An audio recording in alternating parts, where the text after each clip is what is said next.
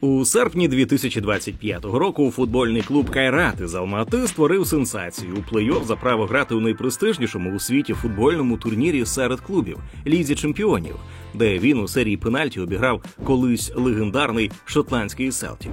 А до цього казахи вибили словенську «Олімпію», фінський «Кубс» та словацький «Слован». Вдруге в історії Казахстану футбольна команда гратиме у найпрестижнішому турнірі. До речі, жодна українська команда у сезоні 25-26 років не гратиме у Лізі чемпіонів. На тлі успіхів казахського футболу із 17-річним вундеркіндом «Кайрату» Дастаном Сатпаєвим підписав контракт лондонський «Челсі». Казахстан – країна, яку часто показують як історію успіху у Центральній Азії. Найбільша економіка регіону з ВВП у понад 280 мільярдів доларів, що більше, ніж ВВП Туркменістану, Таджикистану, Узбекистану та Киргизстану разом узятих. За ВВП на душу населення у 2025 році Казахстан із показником 14 770 доларів обійшов Росію і на пострадянському просторі поступається лише країнам Балтії. Значні природні ресурси, нова столиця, імідж стабільності і модернізації. Економічні показники, здавалося б, підтверджують це позиціонування.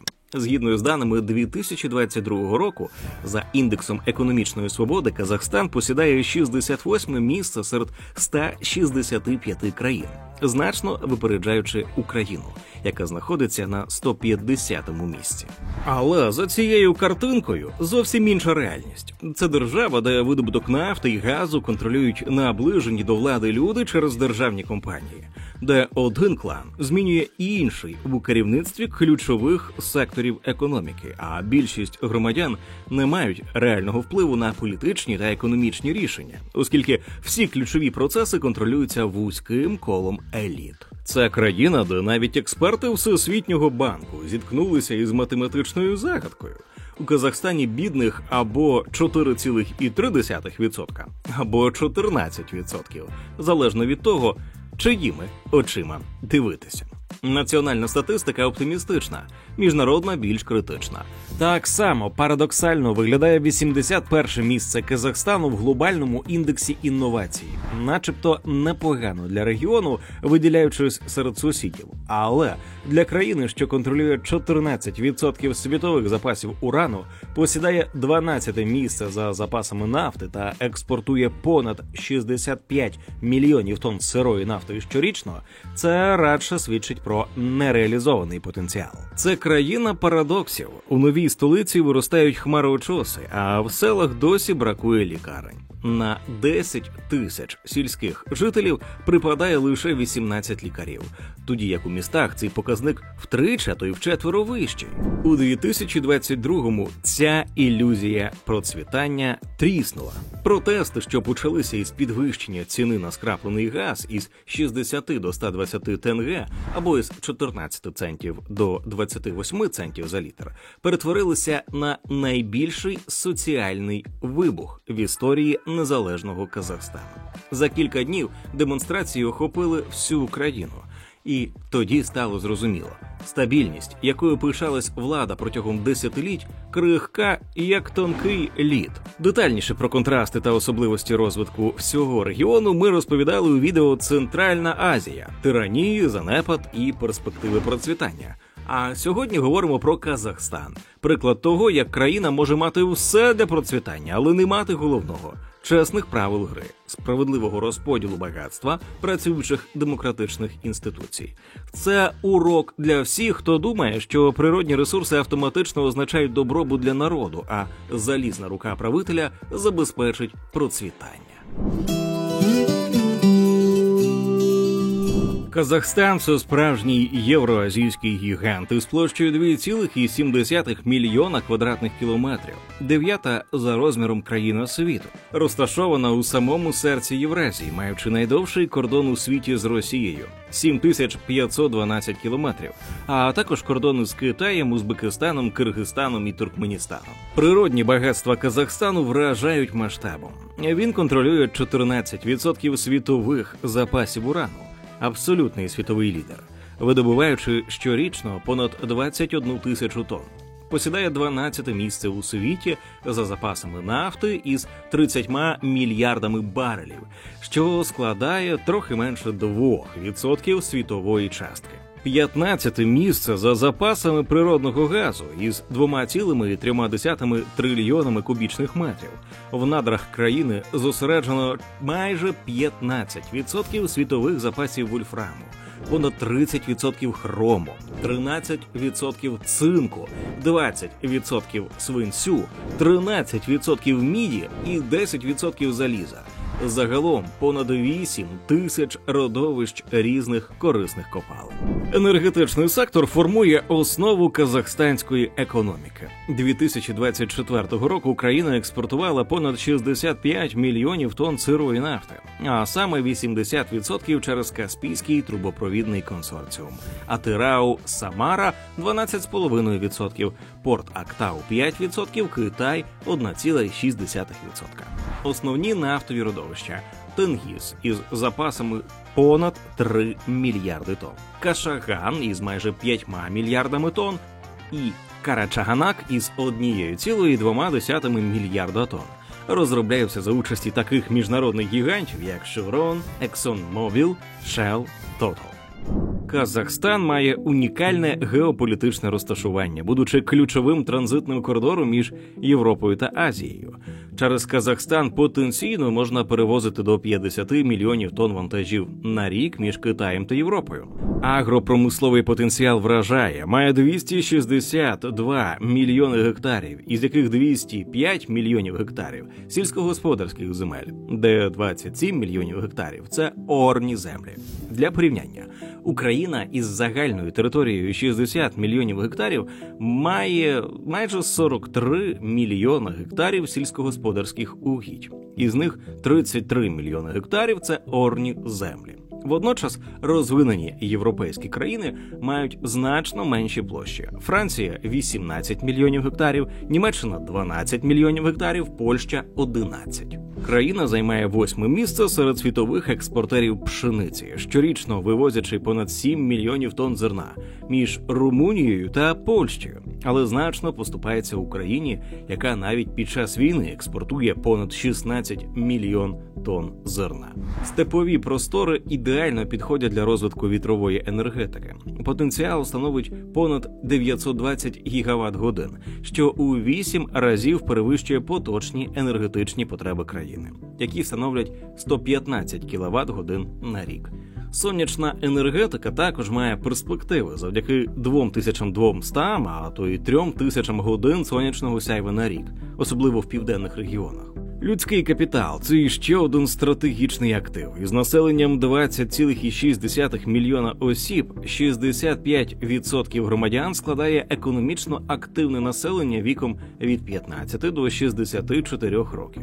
За індексом людського розвитку, який оцінює грамотність, освіту, тривалість життя, рівень охорони здоров'я, ВВП на душу населення, тощо, Казахстан має оцінку 0,837 у 2023 році, поступаючись на пострадянському просторі лише Грузії та країнам Балтії. Також країна має один із найвищих рівнів урбанізації у Центральній Азії – 58%. Рівень грамотності становить 99,8%. Потенціал у Казахстані без перебільшення колосальний. Але, як показала історія країни за 34 роки незалежності, це ще не означає автоматичний розвиток. Вагомим залишається, хто має реальний доступ до цього потенціалу та як він управляється.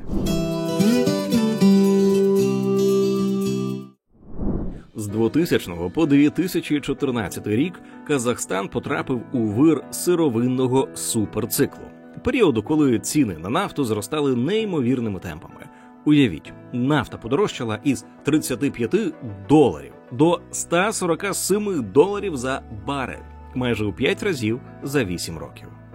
Для країни, де нафтогазові доходи зросли із 3,7% ВВП у 2000 році до 14,5% у 2011 році, це означало справжній золотий дощ.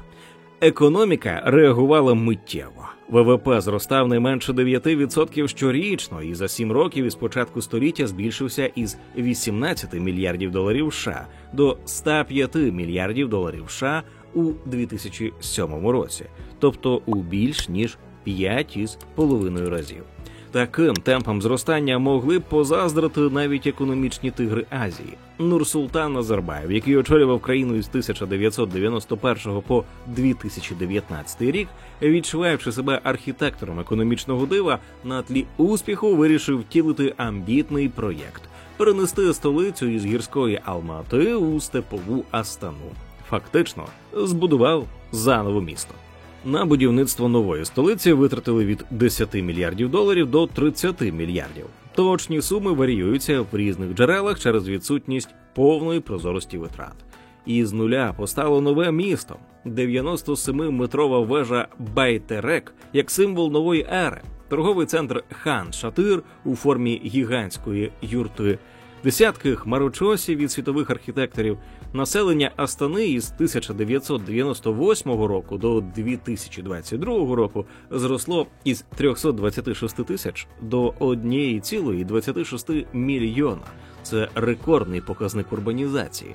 А це відображало концентрацію економічних можливостей державних інституцій у столиці. Але також означало, що ресурси країни спрямовувалися переважно в один центр замість рівномірного розвитку територій. У 2014 році 80,4% експорту країни становили нафта і газ, що свідчило про критичну залежність економіки від сировини та відсутність диверсифікації. У 2014-16 роках відбувся спад світових цін. Якщо на піку у липні 2014-го нафта коштувала 115 за барель, то у січні 2016-го досягнула цінового дна – 28 доларів.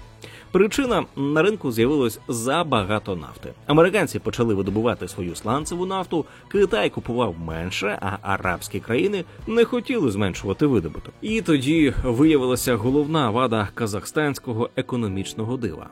Це було не справжнє зростання економіки, а лише відображення кон'юнктури сировинних ринків. Коли зовнішні умови змінилися, стало очевидно, наскільки крихким є успіх.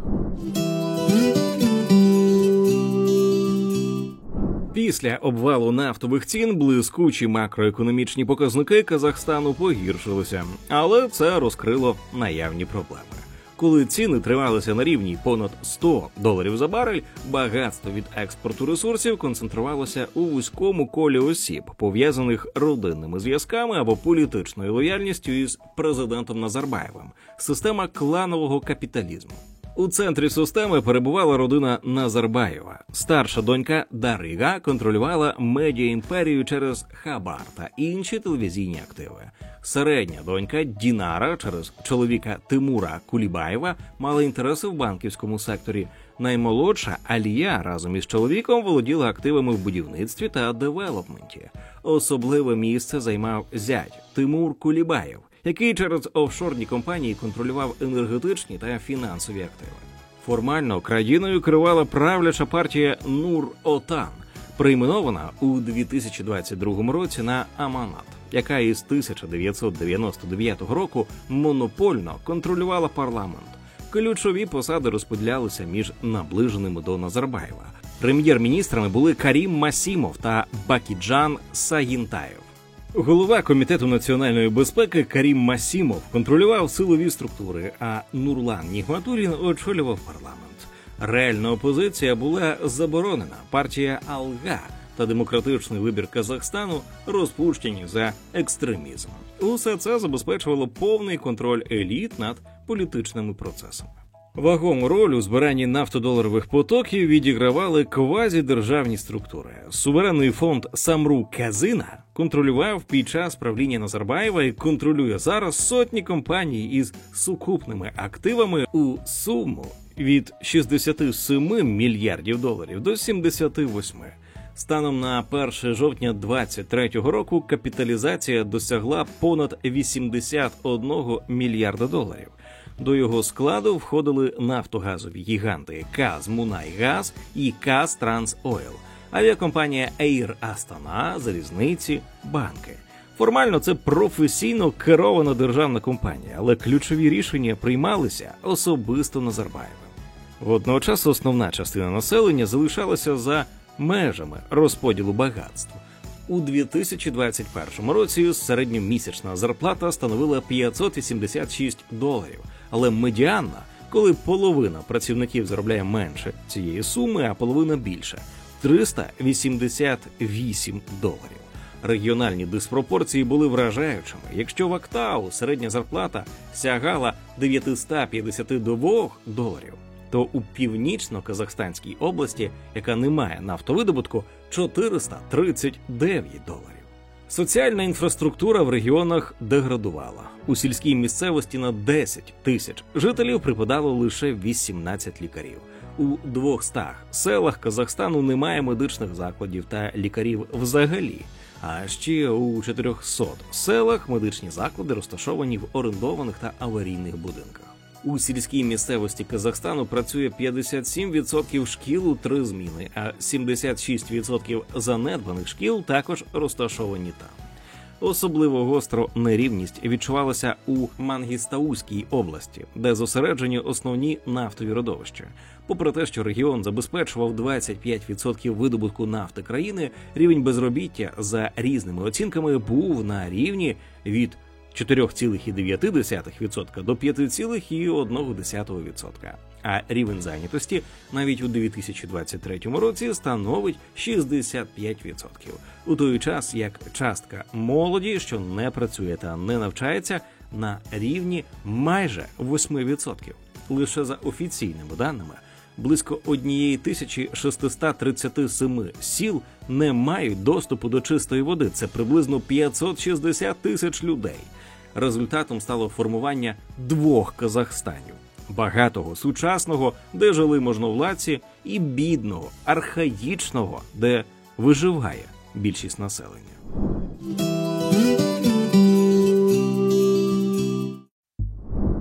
«2 січня 2022 року уряд оголосив про лібералізацію цін на скраплений газ. Вільний ринок ознаменував подвоєння із 60 до 120 тенге за літр. Для жителів західних регіонів, які і так потерпали від бідності та зростання цін на продукти харчування наприкінці 2021 року, подвоєння вартості газу стало фінансовою катастрофою, адже у сім'ях один працівник годував 5, а то й 10 членів родини. Але справа була не лише в ціні на газ. Перші протести розпочалися в містечку Жана-Озен, символічному місці, де у 2011 році силовики розстріляли страйкарів-нафтовиків. До вечора 3 січня протести поширилися на Актау, 4 січня протести перекинулися на інші регіони та охопили майже весь Казахстан.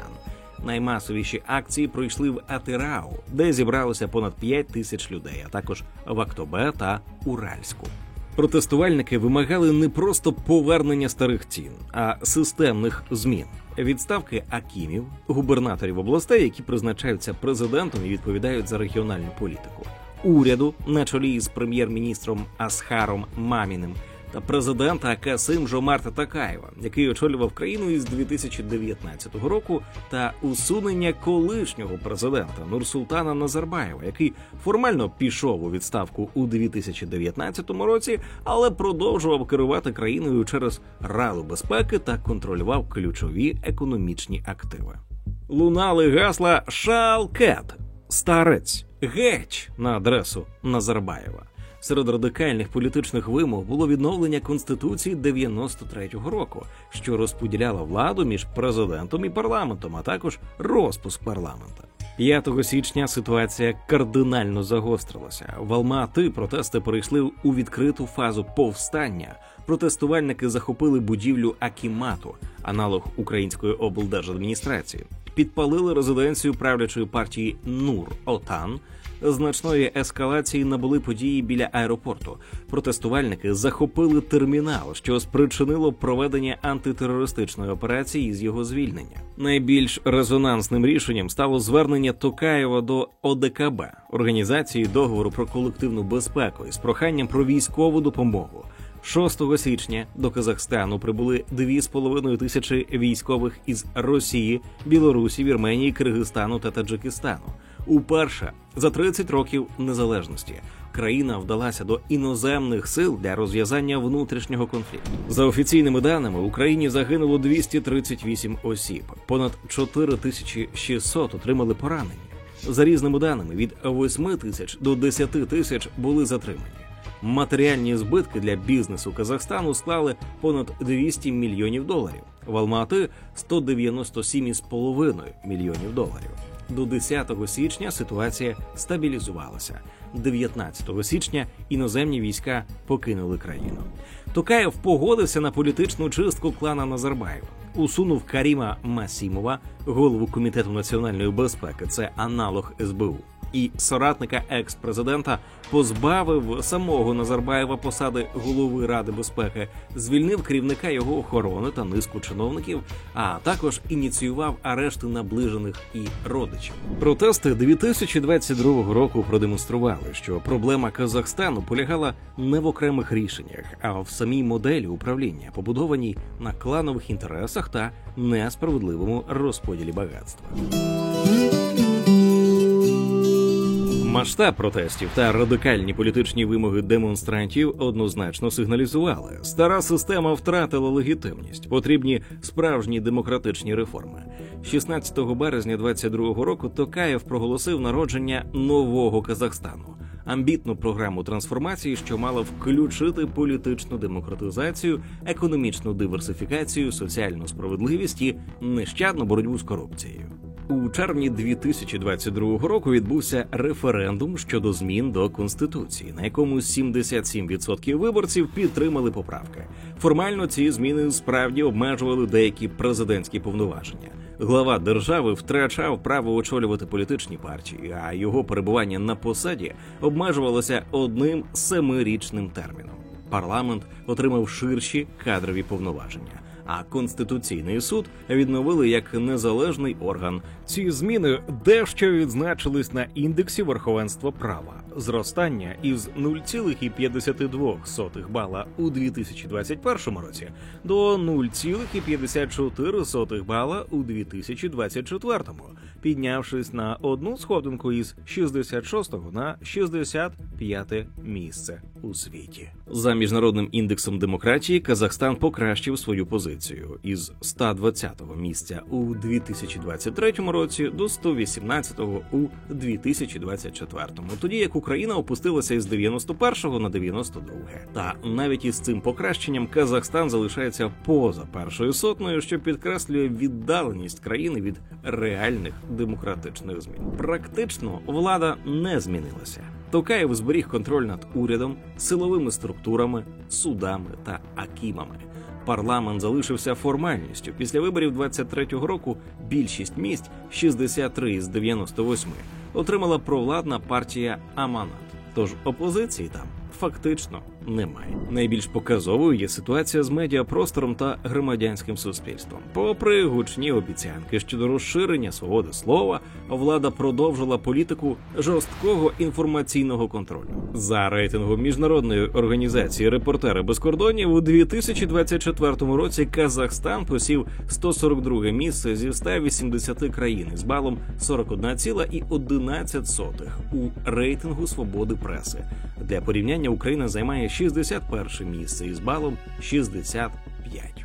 Незалежні журналісти та активісти у Казахстані зіткнулися із посиленими переслідуваннями під час правління Токаєва. Найбільш трагічним випадком стало вбивство у червні 24-го року у Києві казахського журналіста та активіста Айдоса Садикова, який помер від поранень 2 липня 2024-го.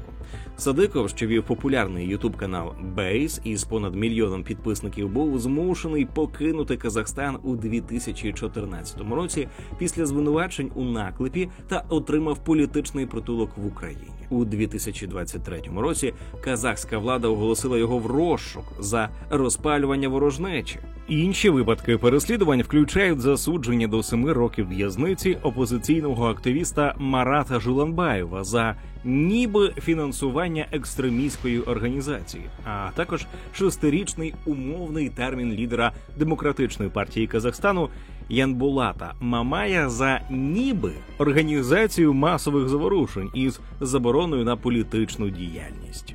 На економічному фронті результати нового курсу виявилися не менш суперечливими. Токаєв справді здійснив масштабні кадрові чистки в найвищих ешелонах влади, звільнивши десятки топ-менеджерів державних корпорацій, пов'язаних із кланом Назарбаєва. Серед найбільш резонансних справ – засудження племінника Назарбаєва Кайрата Сатибалде до 6 років в'язниці за розкрадання 58 мільйонів доларів, а також 18-річний термін для колишнього голови КНБ Карима Масімова за державну зраду. Ці покарання справили сильне враження на суспільство, що відобразилось на позиціях країни в індексі сприйняття корупції, де Казахстан за 10 років, починаючи з 2014 року, підвищив своє місце із 126-го до 88-го зі 180 країн. Для порівняння Україна підвищила своє місце всього лиш із 144-го до 105-го за той самий проміжок часу. Але система управління основними сферами економіки це кардинально не змінило. Контроль над ключовими секторами – нафтогазовою галузю, гірничо-добувною промисловістю, банківською сферою, залізницями – залишився в руках тих самих державних корпорацій, тільки з новими керівниками. Суверенний фонд Самрук-Казина, який раніше контролює сотні підприємств із сукупними активами у понад 81 мільярд доларів. Принципи розподілу доходів від експорту ресурсів не змінилися. Основні надходження йдуть до національного фонду, а використання його контролює особисто президент, без участі парламенту чи громадськості. Населення, як і раніше, не отримує дивідендів від експорту ресурсів, як це відбувається, наприклад, у Норвегії, країні, яка показала, як можна перетворити природні ресурси на загальний добробут.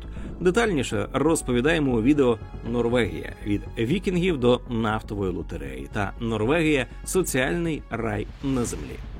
Попри обіцянки щодо диверсифікації економіки, конкретні механізми її реалізації залишаються недостатньо розробленими.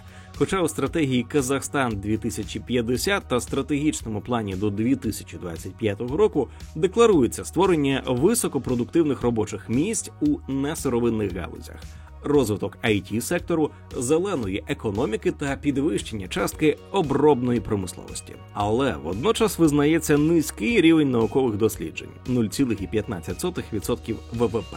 Відставання у технологіях, а також недофінансованість трансферу технологій, тобто передачі сучасних технологій від розвинених країн, що суттєво гальмує реальну диверсифікацію. Судова система, попри формальні реформи, залишилася залежною від виконавчої влади. Політично чутливі чи бізнесові справи і далі вирішуються за політичними мотивами.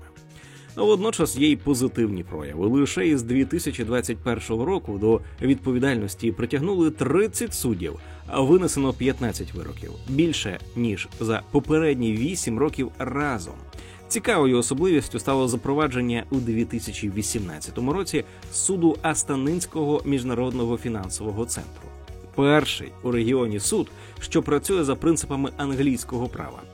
Його незалежність від національної системи та британські судді зробили Астанинський суд Міжнародного фінансового центру своєрідним правовим островом для іноземних інвесторів у середині авторитарної держави. Найбільш болючою проблемою залишилася соціальна нерівність. Уряд підвищив мінімальну зарплату із 70 тисяч до 85 тисяч тенге, це $181, та це не компенсує втрат від інфляції. За даними Бюро національної статистики, реальні доходи населення у 2022 році зросли на 7,6% порівняно із попереднім роком проти номінальних 23,7%. Тобто люди отримали більше грошей, але через високу інфляцію реальна купівельна спроможність зросла набагато менше. А у 2023 і 2024 зросли лише на символічні 2,7% і 2,4% відповідно проти номінальних 17,6% та 11,3% відповідно. Це означає, що зарплати зростали майже так само швидко, як і ціни, тому справжній рівень життя практично не покращувався. Офіційно безробіття в Казахстані знизилося із 4,9% у 2022 році до 4,7% у 2024, а серед молоді із 3,8% до 3,1%. Утім, неофіційні оцінки дають значно вищі показники – від 7,2% до 8,3%.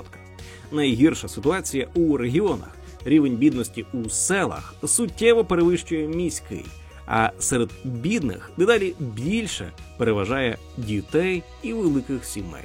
У 2021 році діти становили уже 40% від усіх бідних, проти 27% у 2006 році.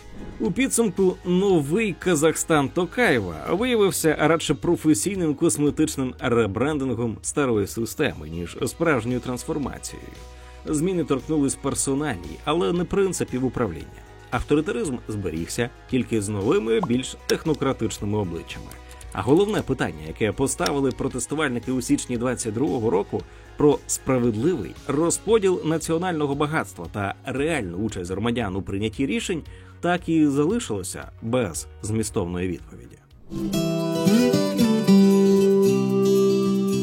Казахстан перебуває у складному геополітичному становищі, яке можна порівняти з балансуванням між трьома потужними центрами впливу.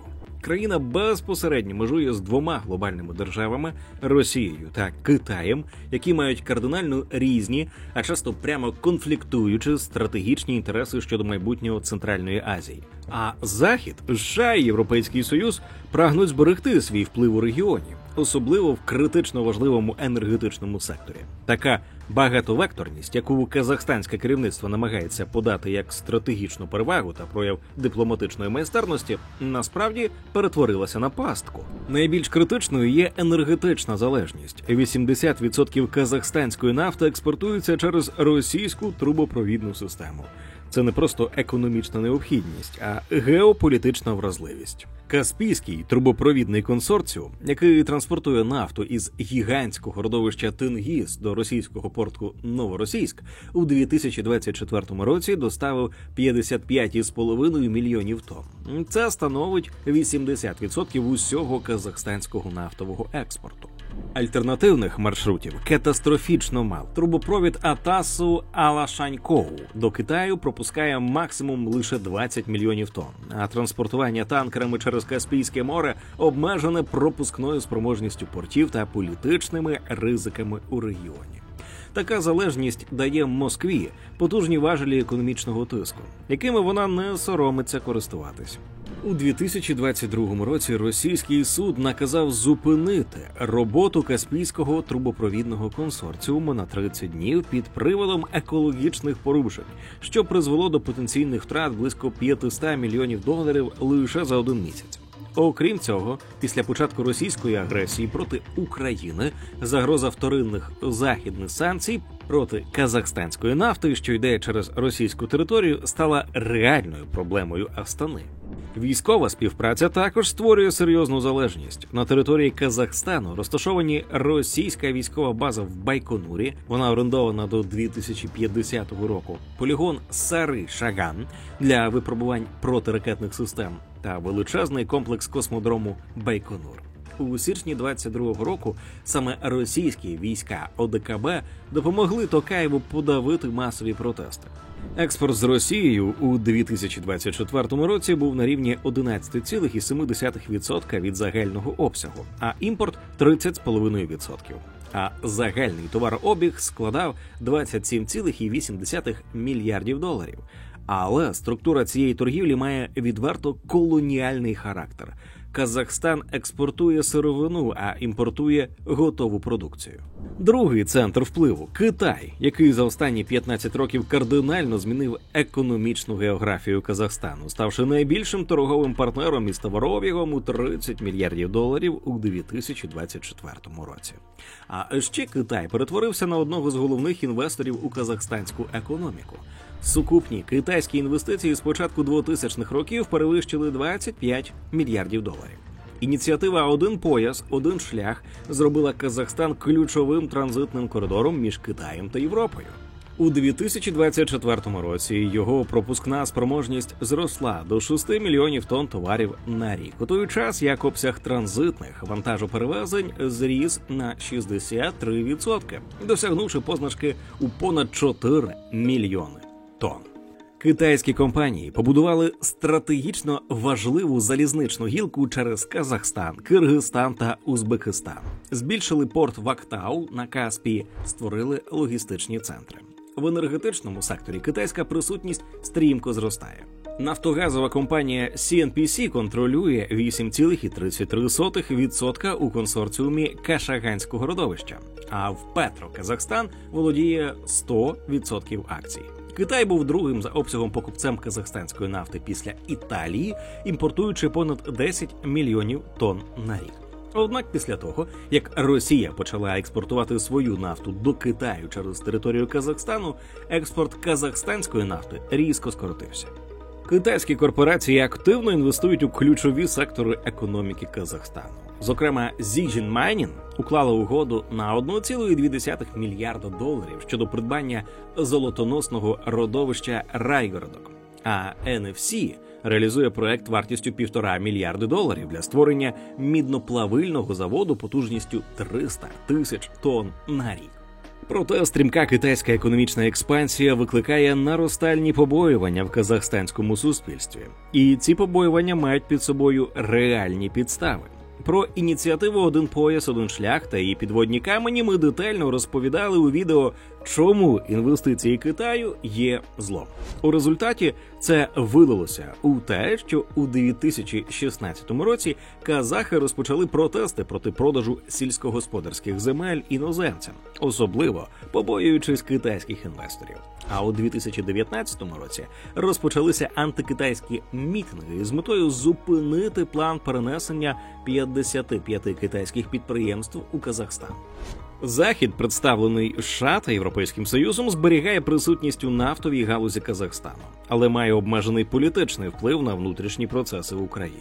Американські компанії грають ключову роль у видобутку.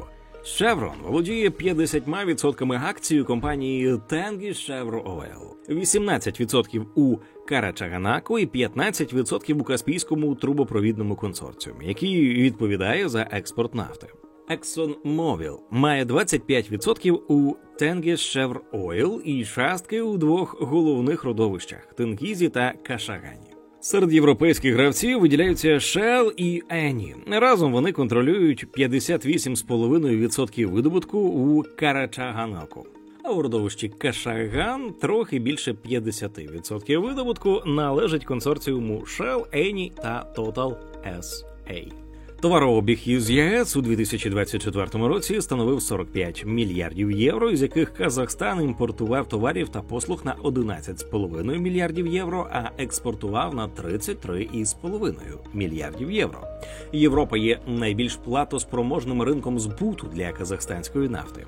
У 2024 році ЄС імпортувала нафти на 30,12 мільярдів євро. І США товарообіг у 2024 році склав понад 4 мільярди доларів, де експорт із Казахстану 2 мільярди, із яких 92% – це сировина – нафта, уран, срібло та інше.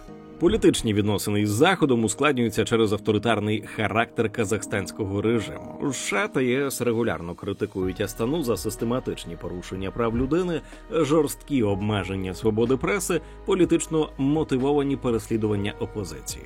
Після кривавих подій на початку 22-го року Європарламент прийняв резолюцію, яка засудила жорстоке придушення мирних протестів. Західні санкції проти Росії через агресію в Україні створили додаткові проблеми для казахстансько-західних відносин. Астана змушена постійно шукати баланс між формальною підтримкою територіальної цілісності України та практичним збереженням життєво важливих економічних зв'язків із Росією. Казахстан не приєднався до західних антиросійських санкцій, але й не визнав фальшиві референдуми на окупованих територіях України. Результатом балансування між трьома центрами глобальної сили стала парадоксальна ситуація, коли Казахстан формально зберігає незалежність, але фактично не може проводити автономну внутрішню та зовнішню політику. Кожен із геополітичних партнерів має свої жорсткі червоні лінії, які Астана не може переступити без ризику серйозних економічних чи навіть політичних санкцій. Росія не дозволить Казахстану наблизитись до НАТО, суттєво диверсифікувати енергетичні маршрути внаслідок зменшення російського транзиту. Китай очікує продовження і поглиблення співпраці, гарантованого доступу до природних ресурсів, а Захід вимагає демократизації, дотримання прав людини та дотримання санкційного режиму з РФ. Спроби задовольнити вимоги одного партнера можуть викликати гостре незадоволення двох інших. Через це Астана не має повної свободи дії, змушена постійно враховувати зовнішню реакцію. Тиск іззовні прямо впливає на внутрішню політику. Влада обережно формує рішення, уникає різких змін, щоб не спровокувати конфлікт із жодною зі сторін. А могли б дистанціюватися від Росії та орієнтуватися на зближення із Заходом, зокрема через поглиблення демократичних реформ.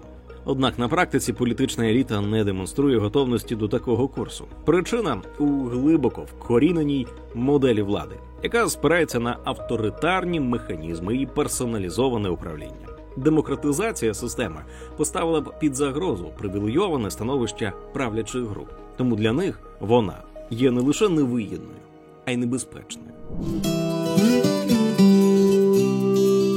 Понад 3 десятиліття після незалежності Казахстан демонструє парадокс країни з величезним потенціалом, але з системними проблемами. За формальними досягненнями, що представлені колосальними природними ресурсами, ховається глибока нерівність та відчуження більшості громадян від власної держави. Економічна модель, побудована на експорті сировини та контрольована владою, не забезпечує розвитку інших сфер економіки. Попри мільярди від продажу нафти, рівень бідності у сільській місцевості залишається значно вищим, ніж у міських центрах, а молодь масово емігрує. Лише за останнє десятиліття із Казахстану виїхало близько 366 тисяч осіб. Причому переважно це працездатна та освічена категорія населення, що свідчить про відтік мізків. Політична система залишається авторитарною, з атрибутами демократії, але без її сутності. Події 2022 року стали найяскравішим проявом накопиченого невдоволення. Необхідність залучення іноземних військ для задушування протестів продемонструвала крихкість політичної системи та глибину кризи нелегітимності, яка насправді не була усунена. Геополітичне становище між Росією, Китаєм і Заходом стало пасткою, що обмежує можливості реформ. Енергетична залежність від Росії, економічна від Китаю та авторитарна природа режиму створюють ситуацію, коли країна не може проводити повністю незалежну політику. Найтрагічніша іронія в тому, що Казахстан має все необхідне для успішної модернізації – ресурси, людський капітал, інфраструктуру, міжнародні зв'язки. Але реалізації потенціалу перешкоджає сама модель управління, заснована на концентрації влади в руках вузького, бездумного кола еліт. Такі успішні країни, як Норвегія, Канада, Австралія та Ботсвана, змогли перетворити ресурси на фундамент прогресивних економік. Натомість авторитарні нафтові держави, такі як Венесуела, Алжир, Ангола, Південний Судан, демонструють, як багатство може посилювати нерівність та застій, коли креативний клас шукає самореалізації за межами країни. Ми уважно читаємо усі коментарі. Поділіться з нами думкою, чи зможе коли-небудь влада Казахстану зробити висновки та знайти у собі політичну волю змінити авторитарний курс. Друзі, у нас є амбітна мета – досягнути 200 тисяч підписників на каналі до кінця 2025 року. Ви можете тривалий час нас дивитися і навіть не підозрювати, що не підписалися. Підпишіться на наш канал і розкажіть про нього родичам та друзям, а також поставте вподобайку і залиште коментар під цим відео. Ми дякуємо усім жертводавцям, патронам та спонсорам на Ютубі. Кожна ваша гривня наближає в Україні економічне процвітання та добробут, адже ми не просто робимо відео, а просвіщаємо виборців, які обиратимуть справжніх реформаторів. Допоможіть нам у цьому. Посилання про підтримку ціни держави в описі. Це відео було створено завдяки підтримці Atlas Network. Думка авторів відео не обов'язково має збігатися із Atlas Network. Підтримайте поширення якісного україномовного відео від ціни держави. Підпишіться на канал, залиште коментар під відео та поставте вподобайку.